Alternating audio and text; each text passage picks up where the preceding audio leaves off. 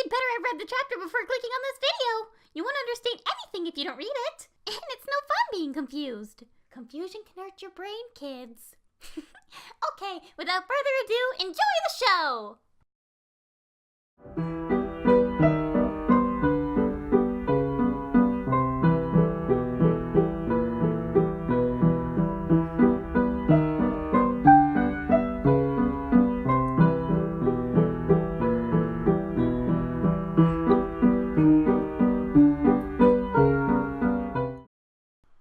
Pippin stood at the entrance of the main circus tent, nearly out of breath from running to her audition that she was already late to. In her hand, she held a small container of cupcakes, which obviously explained her absence earlier. The rest of the audition group watched in silence as the clown began to explain herself. I made cupcakes for everyone. I didn't let them cool all the way, so the frosting kind of melted, but they still taste good, I swear. Zion and Akuma exchanged a glance with each other. A smug smile spread across Zion's face as he put his arms behind his back and kicked his feet up on the flimsy table, making papers fall onto the dirt floor beneath them. See? Told you she was gonna come eventually. Akuma quickly turned to his friend in confusion. What? You never even said anything like that! The clown turned towards the rest of the performers with a large, excited smile on her face. They all continued to look puzzled from her appearance, but Alicia let out a sigh of relief for interrupting her audition. Hey, my name is Pippin, and I'm here to audition to be a clown for the circus! Suddenly, Kenneth turned towards Pippin with an excited smile on his face. He grabbed her hands and shook them rapidly due to their shared act. Whoa, another clown? That's awesome! I'm going to be one too. Shut up! Really? As the two continued rambling and conversing with each other, the three remaining performers stood close together and discussed their shared confusion and comments. Minori crossed their arms in irritation as Charlotte and Alicia stood quietly next to them. Ugh, great! Another clown. Just what we need! 2 of them! I'm gonna lose my mind by the time this job is over. Don't be so quick to judge. They just might surprise you with what they're capable of. They just might think the same about you. I highly doubt that. I'm glad that girl came in when she did, because I totally did not have anything planned for that audition. Charlotte looked over at Pippin, who was still talking with Kenneth. She let out a small sigh before shaking her head. I do not think she did either. As their conversation ended, Pippin quickly skipped over to where Zion, Akuma, Naja, and Edmund were all respectively sitting.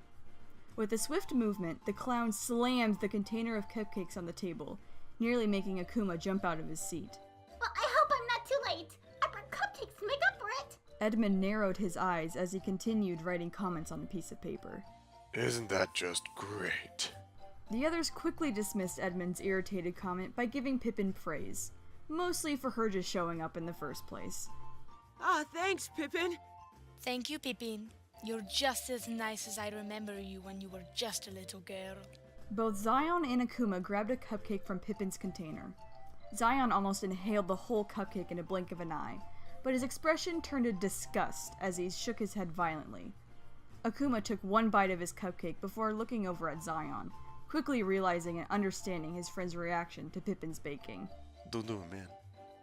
Akuma, don't do it. It's not worth it. Akuma gently put down the cupcake and gave Pippin a painful smile as he forced himself to swallow the single bite he had taken from it. Thanks, Pippin. They're great. Really? Because I'm pretty sure I used salt instead of sugar. I'm really glad you like them, though! Suddenly, Edmund stood up from his seat, a neat stack of papers in his hand. His expression looked even more irritated than before, and the interrupting conversation with Pippin only made his temper worsen. Alright, auditions are over. Luckily, you few are the only ones who actually showed up for this thing. Expect a call within the next few days, so we can finally get things started. The performers quickly began mumbling amongst each other in confusion from Edmund's comment. Naja turned to Edmund, her expression puzzled. Edmund, you haven't even let a girl audition yet. Doesn't matter. I've seen all that I need to from this group already. You all can leave now.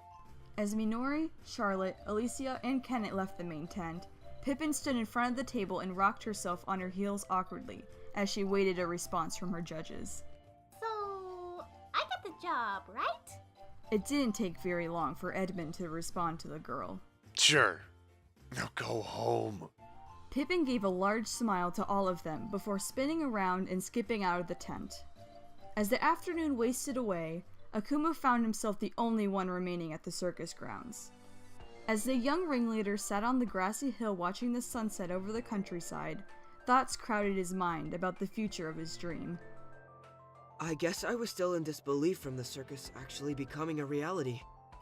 Planning it was one thing, but seeing everything come together is something I thought I would never see. But everything still didn't seem real to me. This is my dream. Everything I could have possibly wanted. I should be happy, right? Right?